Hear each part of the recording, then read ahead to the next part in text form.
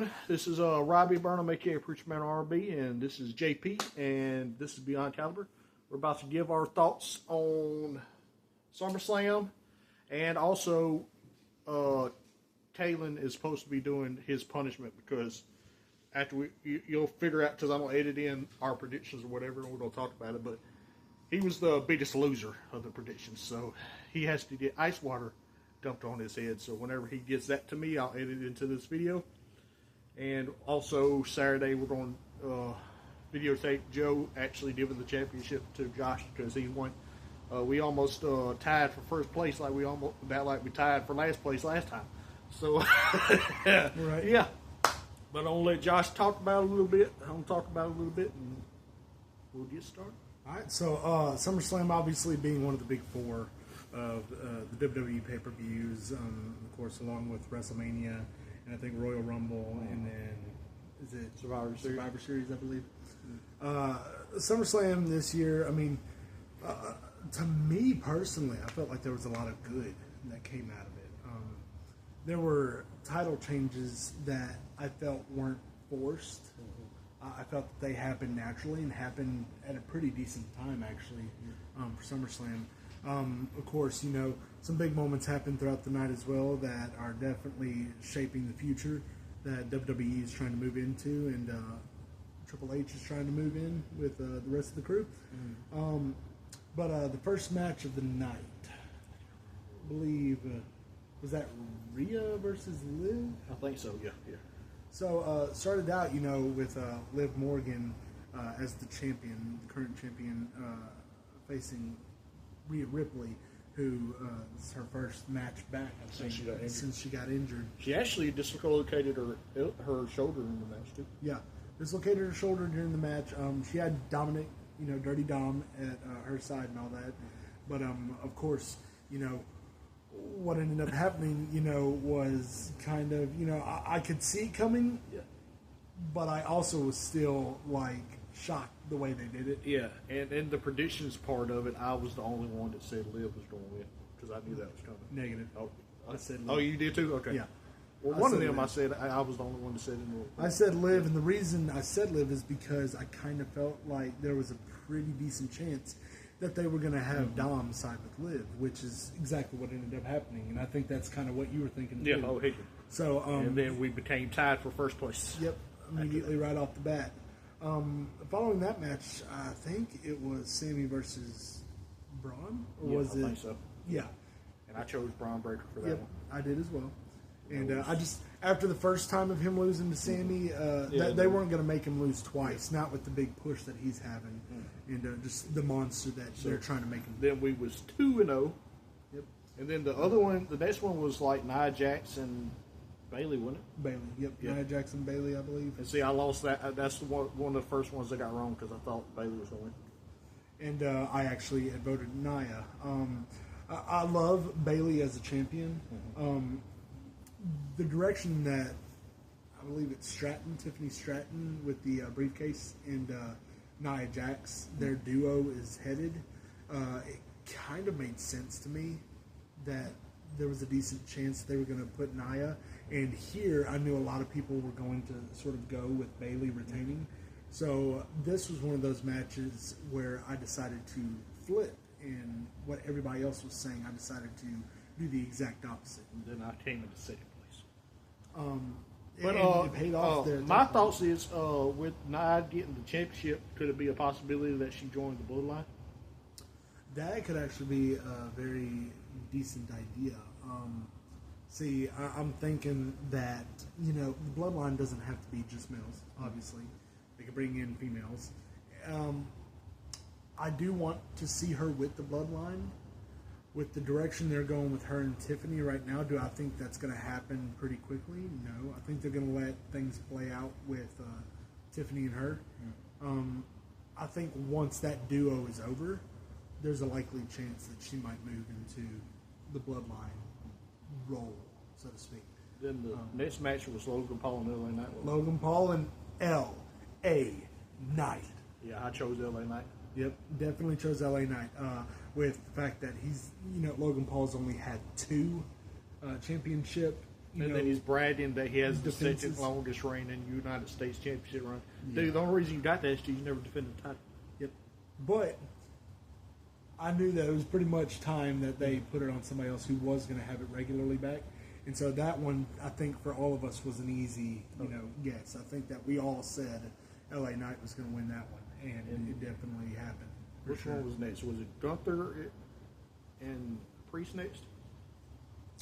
I want to say so. Yes. I think so. Yeah. Yeah, See, want to I say chose Priest.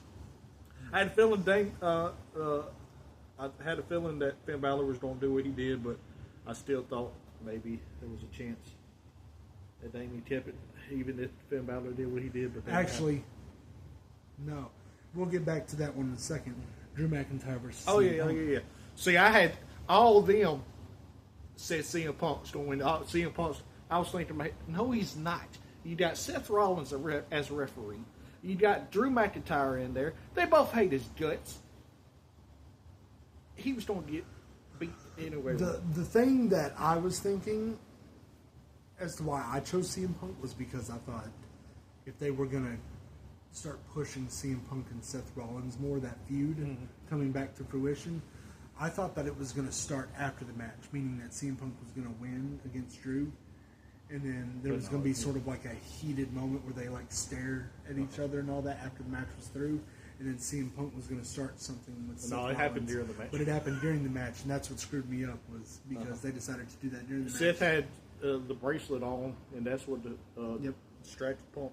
And again, Punk was about to give a go to sleep to Drew and drop Drew because he saw that Seth was wearing that bracelet. Seth was trying to basically tell him, no, I picked it up off the mat and all that because it was lying on the mat. I'm still reffing this and all that. I'm still doing it fair. This is not me saying that I want – no, like, I'm still doing this fair. But CM Punk didn't take it that way. And then I don't know if I came in the lead that time or – because one of the time – throughout we the predictions, tied back up. Oh, yeah. Because one part of it I was in the lead, I think. Yeah, we tied back up at that point. Yeah.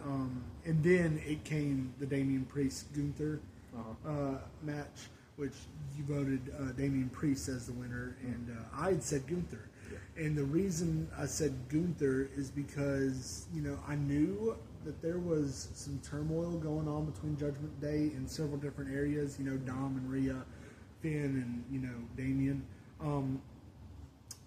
But I also was thinking to myself, this doesn't hurt Damian that much losing to Gunther, who just came off the longest reign for an Intercontinental Champion. It doesn't hurt him that much, and it gives life to the feuds that are battling within Judgment Day. And Gunther's about his first opponent's going to be Randy Orton, where it just showed that on Raw. So. Yep. And so I'm pretty excited to see that. But with that, when Gunther won, that put me up in the lead. And then what ended up being the sealing deal was that we all said the same exact answer for the final match, which was Cody Rhodes versus Solo Sikoa for the undisputed WWE Championship. But yeah, I would have won if the one for the Priest match. Yeah. If he had got Gunther right, if you had gotten Gunther right, then we would have tied. Yeah. And all that. And I don't know what we would have done in a tiebreaker situation like that. If y'all have any ideas of things that our channel can do for tiebreaker situations, now for the biggest loser, we do like rock paper scissors. But yeah, if we're tied for biggest loser, then we do rock paper scissors. Who loses that? But if y'all have any ideas as to something we could do tiebreaker wise for winning the actual predictions championship and all that, and being the champion of predictions for maybe some wrestling trivia or something. Yep, maybe some wrestling trivia, something like that. But I mean, all in all, I think it was fun. There was a lot of unexpected things, including that final match where Roman Reigns returned. Oh, yeah. I think a lot of people were expecting it, but I don't know if I've ever heard a pop that loud for Roman Reigns before. Like, as soon as his music hit, which I think was his WrestleMania music. They set new music I ain't never heard before. Yeah. I want to say it was WrestleMania, but y'all correct me on that. Y'all let us know in the comments if that was used at WrestleMania or if that is brand new music for Roman Reigns. But I think that he got a huge pop when that happened. And of course, you know, I think a lot of us were leaning towards if he returned, that he would probably be going after Solo, because it just makes sense. I think that the Bloodline Civil War is about to start. Yeah, I'm ready to see who's. I already know the Usos going to be on Roman's side, but they got to get a couple more folks too. Yeah. All right. Well, next clip is either going to be Joe handing the title over to Josh or Kalen. I'll get his name. I've been butchering his name since I met him. Or Kalen dumping water on his head. So we'll see. But yeah, that'll be the next clip. See y'all then. Ladies and gentlemen, boys and girls, children of all ages, my name is Joseph, aka Infamous JoJo. I am the portrayer of Brock on Beyond Caliber. Go watch the latest 3 sessions. Session 4 coming soon. Anyways, this is my portion of the SummerSlam reaction, predictions, and results. Now, let me preface with amazing show. Phenomenal. 10 out of 10. Probably one of the best SummerSlams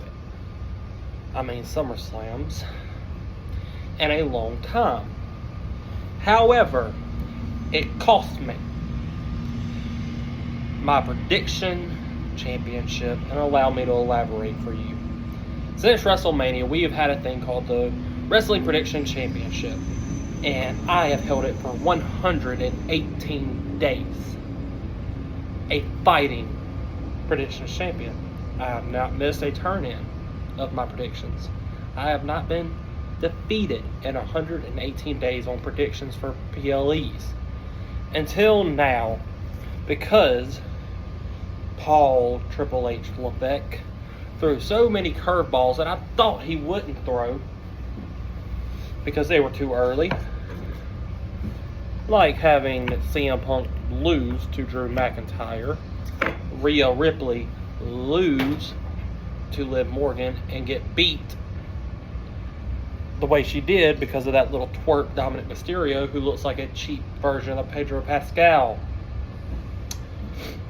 Not only that, I did enjoy the Gunther Priest match. I'm a guy who enjoys the heavy-hitting Hall style of match, but also enjoy the technical. So I have to give credit where credit is due on that front. Braun Breaker, Sami Zayn, phenomenal match.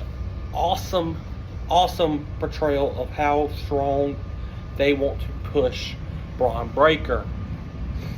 Solo Sikoa and Cody Rhodes, phenomenal match. Cody helped make sure that Solo could shine and look good. They made him look like he'd done his homework on Cody, but no one could have predicted the return of the Tribal Chief, even though I did call it. But I'm going to say this. This is not my only title run that was going to come. And mark my words, new champion, who I'll be presenting the belt to in another portion of this video. When the time is right and the full moon comes back, your boy is coming back for the Predictions Championship. Now, to steal a line from one of the best managers of all time, that is not a prediction. That is not foreshadowing. That, my friend, is a spoiler. Ladies and gentlemen, boys and girls, this is the part of the video I did not want to do with this arrogant SOB right here. My name, if you are deaf, dumb, blind, or ignorant, or like this fool, brain damaged, I held this for 118 days, outsmarting him and several others with WrestleMania. Until now. Go on. I'm waiting for it. Waiting for it. Arrogance, arrogance, arrogance. Let's make one thing clear, Pearl. You may have won, but just know there's a time and a place for everything. And I'm coming back to this. Come hell or high water. Well, there we have it. The new prediction champion. That would be me. Use my real name, but you know what? We'll just stick to JP Lawson for now. But listen here. Now that I am your official prediction champion, having finally defeated the one that was reigning for so long, I gotta give him props. He was going in, day out, and he was calling everything that was coming up. He was, looking at everything that happened on Raw, SmackDown, NXT even, you name it. He had it all in here, and he knew it, and he called it well. But you know what? There's a time for everything to end. And that happened just recently here at SummerSlam. That happened where I got all but one correct and became the prediction champion. That close to being defeated once again, but Bay had it on my side this time. So listen here and listen good. To all of you caliber crats that are out there, all of y'all who think that y'all can come after me the same as the rest of the Beyond Caliber crew, understand this and understand this well. As The Rock would say, I will turn my 13 size boot sideways and stick it straight up. No, can't say that. Can't say that because we got a lot of young viewers and we got a lot of nice viewers out there. But what I will say is this: come hell or high water, this is going to stay on my shoulder for as long as I can have it. And if anybody wants it, then they're going to have to come after me. One more thing. Come on back, champ. One more thing. James out of the house. Okay, then I'll tell you the viewer. The next pay-per-view is in Berlin, and it is known as Bash in Berlin. Now, if you want us to record our reactions to that episode, make sure to like, comment, subscribe, and put in the comments, Paper Champion JP. You wanted the champion to come back? Yeah, man. Let's remember one thing. Paper champion JP, as you just said, is holding this. You're right. Having taken it from you. Let's just say it was a birthday present. Well, a very nice one indeed. One that I intend to keep. All right, as y'all just seen that little outburst. Well, Kalen was supposed to do the punishment because he was the biggest loser, but he's opted out of it, so he's no longer a part of the little predictions punishment or the title. He can't even get the title no more because he opted out of this because he was supposed to do the punishment. Well, Joe, being the second loser, like the hot, he's about to eat a hot jelly bean. So we're about to get into that. Because I am a good sport, and Kalen had circumstances that prevented him from being able to do the punishment, I chose, instead of doing an ice water challenge, which would be more of a blessing with how this heat wave's been, so I decided heat. So you know what? We got the Bean Boozled Fiery 5. I'm going to spin the wheel, Robbie's going to see it, and I'm going to suffer. Whoa. Oh, that was a horrible spin. Oh, the green one. Jalapeno. I got lucky. The things I do for you.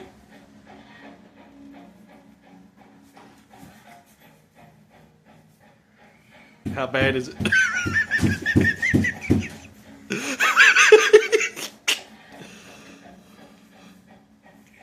Ooh.